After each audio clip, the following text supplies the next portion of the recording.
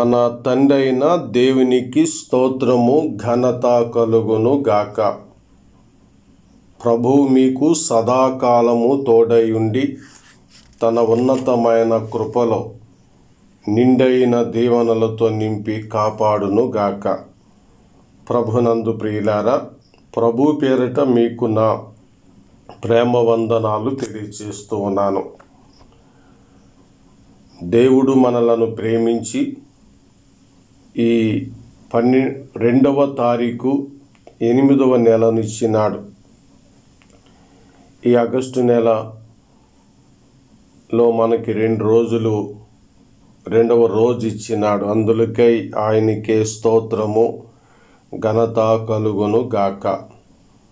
ఈరోజు దేవుని వాగ్దానాన్ని పొందుకొని దేవుడిచ్చేటువంటి యొక్క కృపలో మనము వర్ధిల్లుదామండి. విశ్వాసంతో నాతో ఫలంగా బైబిల్ తెరవండి. మలాకి 3:12 అప్పుడు ఆనందకరమైన దేశములో మీరు నివసింతురు గనుక అన్యజనులందరూ మిమ్మును ధన్యులందురని సైన్యములకు అధిపతి యెహోవా సెలవిచ్చుచున్నాడు. ఈ వాగ్దానమును బట్టి మన పరలోకపు తండ్రికి స్తోత్రము ఘనత కలుగును గాక. ఇది దేవుని ప్రజలైన ఇశ్రాయేలులను గురించి ప్రవక్త ద్వారా ప్రవశించినటువంటి దేవుని యొక్క వాగ్దానం. ఈ ప్రజలందరినీ ఐగుప్తు చెరకు తీసుకుని వెళ్ళినాడు. ఆ తర్వాత మరలా నేను 70 ఏళ్ల తర్వాత మిమ్మల్ని తీసుకుని పోతాను అని చెప్పినాడు. మీరు మరలా యెరూషలేము వస్తారు. అప్పుడు మీరు ఆనందకరమైన దేశములో నివసించుదురు. అంటే యెరూషలేములో వారు ఆనందంగా జీవిస్తారు అని చెప్పటము జరిగిందండి. ఆ సమయములో అన్యజనులందరూ మిమ్మును ధన్యులందురు. ఈ మాట చాలా మనకి ఒక విషయాన్ని తీసుకొస్తుంది. దేవుని ప్రజలు దేవుని ప్రజలు బబులోను చెరకు వెళ్ళినప్పుడు వారిని చాలామంది సేదరించుకున్నారు. ఆ తరువాత మరలా వారిని దేవుడు యెరూషలేమునకు తీసుకుని వచ్చిన తర్వాత అన్యజనులందరూ వీరిని ధన్యులనేలాగా దేవుడు చేసినాడు. వారి దేశము ఆనందకరముగా ఉండేలాగా చేసినాడు. మనకి వెంటనే మత్తయి సువార్త చూసినప్పుడు జెరుబ్బాబెలు నాయకత్వంలో దేవుని ప్రజలు 3 గుంపులుగా ఎజ్రా, నెహెమ్యా, జెరుబ్బాబెలు వీళ్ళందరి నాయకత్వంలో యెరూషలేములోనికి వచ్చినారు. యెరూషలేములోనికి వచ్చినప్పుడు మహాచక్రవర్తి అయినటువంటి హెరోదు వారిని చాలా ఆదరించినాడు.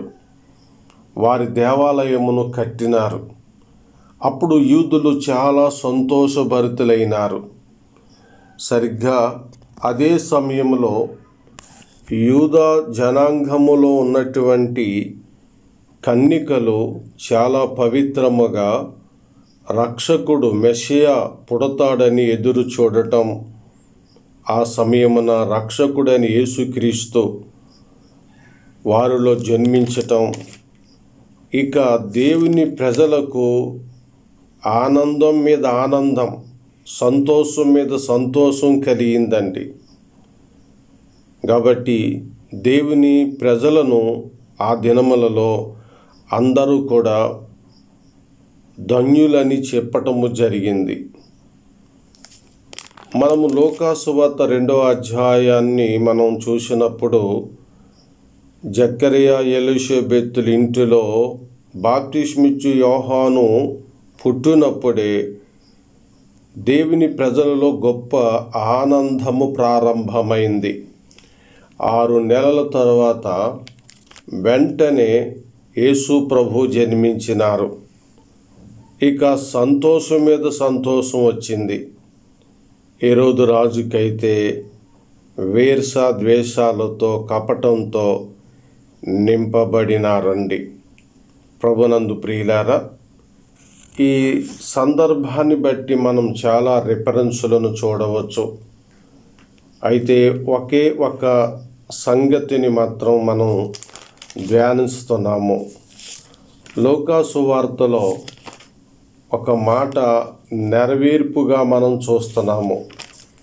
మొదటి అధ్యాయము 49వ వచన భాగమందు మరియ చెప్పిన మాట ప్రవక్త అయిన మలాకి చెప్పిన మాటకు సరిపోయిందండి. 49 అండి. సర్వశక్తిమంతుడు నాకు గొప్ప కార్యములు చేసెను గనుక ఇది మొదలుకొని అన్ని తరముల వారు నన్ను ధన్యురాలని అందురు. అవునండి, సర్వశక్తిమంతుడు మరియకు గొప్ప కార్యాలు చేసి మన రక్షకుడైన యేసు ప్రభువుని ఆమె గర్భము నుండి రప్పించినారు గనుక ఆమె దేవుని స్తుతించి చెప్పిన మాట అదే. మలాకి ఎక్కడైతే చెప్పినారో ఆ సందర్భాన్ని మరియ గారు చెప్పినారని మనకు అర్థమవుతుందండి. అట్లయితే ప్రియులారా, ఈ వాగ్దానంలో మనకి ఎలాంటి పాలిభాగం ఉన్నది? దేవుని ప్రజలకేనా,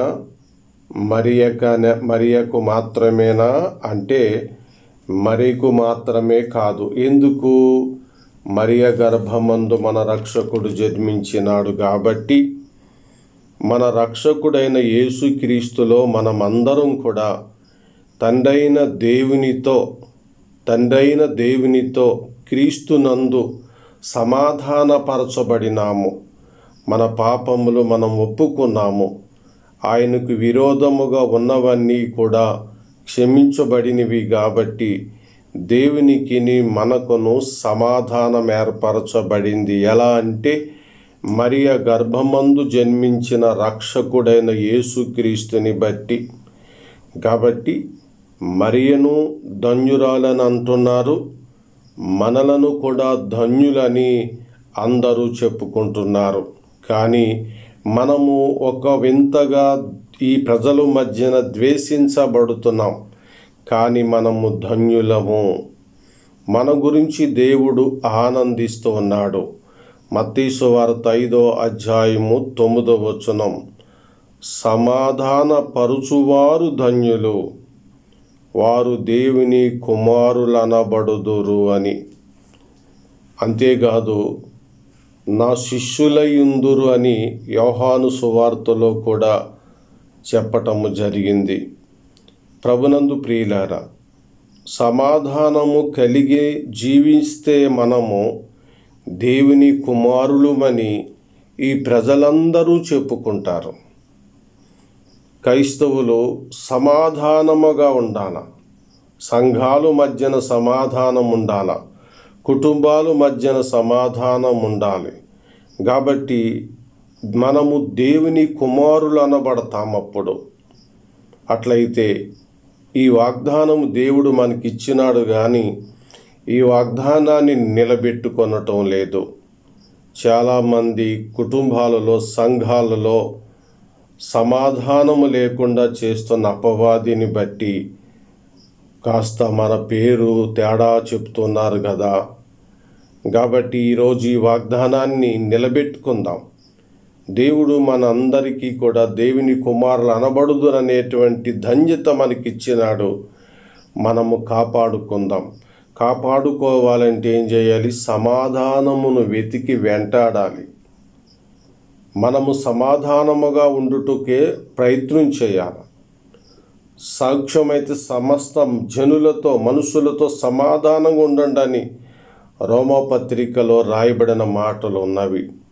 కాబట్టి మనలందరినీ కూడా ఆయన ధన్యులుగా చేసినారు. మనము ధన్యులము. ఈ వాగ్దానము చొప్పున మనలను ఆయన మన శ్వాస జీవితం అంతా కాపాడి నడిపించి తన పరలోకానికి చేర్చుకొనును గాక. ఆమేన్. మహాగణుడువైన మా పరమందున్న తండ్రి, ఈ ప్రశస్తమైన ఉదయకాల సమయమున మీకు మా స్తోత్రములు ఘనత చెల్లిస్తున్నాము. మా అసమాధానమైన పాపము కొరకై మీ శరీరాన్ని, మీ రక్తాన్ని అర్పించి తండ్రితో మాకు సమాధానం అనుగ్రహించిన ప్రభువా, దేవా, నిన్ను మేము ఘనపరుస్తున్నాం. తండ్రి అయిన దేవా, నిన్ను మహిమపరుస్తున్నాం. ఆరాధనకు పాత్రులు మీరే, ఆరాధనకు పాత్రుడువు నీవే నాయన. నిన్ను మేము ఘనపరుస్తున్నాము తండ్రి. ఈరోజు మలాకి 3:12 నుండి మీరిచ్చిన మాకు వాగ్దానాన్ని బట్టి మీకు స్తోత్రాలు. మరియ గర్భము నుండి మాకు రక్షకునిచ్చి సమాధానము కలిగించిన దానికై పరమందున్న తండ్రి, నిన్ను మేము ఘనపరుస్తూ ఉన్నాం. ఈ దినమందు మా యొక్క బిడ్డలు స్కూల్కి వెళ్తుంటుండగా, కాలేజీలకి వెళ్తుంటుండగా, డిగ్రీ కళాశాలకు వెళుతుంటుండగా వారికి మీ సహాయము దయచేయండి. ఉద్యోగ అవకాశముల కొరకు ఎదురు చూస్తున్నారు నాయన, కృప చూపించమని ప్రార్థన చేస్తున్నాము తండ్రి. ఆఫీసర్లుగా ఉన్నవారు ఈరోజు డ్యూటీలకి వెళ్ళవలసి ఉంది. మంచిగా వారు డ్యూటీలు చేయుటకు సహాయం చేయండి నాయన. ఇది మొదలుకొని నీ రాకపోకల యందు యెహోవా నిన్ను కాపాడునన్న వాగ్దానము చొప్పున ఈరోజు ప్రయాణాల్లో మీ సహాయము దయచేయండి. ఈ దినమందు నాయన, తన ప్రియులు నిద్రించుచుండగా ఆయన వారికి ఇచ్చునను వాగ్దానము చొప్పున సంతానము లేని వారికి గర్భఫలములు అనుగ్రహించుమని ప్రార్థన చేస్తున్నాము. మీరు మీ కుమారుని యందు పొందిన దెబ్బల వలన మీకు స్వస్థత కలుగునని యెషయాలో చెప్పినట్లుగాను, పేతురు పత్రికలో చెప్పినట్లుగాను ఈరోజు పాప రోగములో ఉన్న వారికి స్వస్థత దయచేయండి. శరీర రుగ్మతలతో, బీపీలతో, షుగర్లతో, గుండె సంబంధమైన వ్యాధులతో, బలహీనతలతో, హార్ట్ అటాక్లతో, ఇంకా అనేక రకరకాలైనటువంటి రుగ్మతలతో ఉన్నటువంటి వారు, ప్రాణాంతకరమైన రోగములతో ఉన్నవారిని మీ గాయపడనస్తమును తాకి సంపూర్ణమైన మీ ఆత్మతో నింపి స్వస్థత పరచండి. పాపముల నుండి కూడా స్వస్థత దయచేయండి. మారు మనసు దయచేయండి. ఆత్మ నడిపింపు అనుగ్రహించండి. ఈ దినము నా తండ్రి, వ్యాపారాల విషయంలో సహాయం చేయండి. గల్ఫ్ దేశాల్లో ఉన్న మా ప్రియులు ప్రయాణాలకి సహాయం చేయండి నాయన. అక్కడ మంచిగా పని చేసుకున్నట్టుకు కృప అనుగ్రహించండి. గల్ఫ్ వెళ్తానికి మెడికల్లో ఉన్నటువంటి ప్రియుల్లో కూడా పాస్ చేయించండి, సహాయం చేయండి నాయన. అక్కడ మంచిగా జీతాలు ఏమాత్రము వృధా కాకుండా డబ్బులు అందుకునేలాగాను సహాయం చేయండి. మీ కార్యాలు గల్ఫ్లోనున్న వారందరూ చుట్టూ మీరు చేసి సహాయపడమని ప్రార్థన చేస్తూ, మరి మా అందరి అవసరతలు మీ చేతికి అప్పజెప్పుకుంటూ మిమ్మలను స్తుతించి ఘనపరుస్తూ ప్రభువును రక్షకుడైన యేసుక్రీస్తు ఘననామములో ఈ ప్రార్థన అడుగుచున్నాము మా పరలోకపు తండ్రి. ఆమెన్. మన తండ్రి అయిన దేవుని దయ సదాకాలము మనకు తోడుగా ఉండి నడిపించును గాక. ఆమెన్. అందరికీ వందనాలండి. మీ ప్రార్థన అవసరతలు ఏదైనా ఉండినను మన ఫోన్ నెంబర్కి తెలియచేయండి. కామెంట్ బాక్స్లో తెలియపరచండి. ఆమెన్.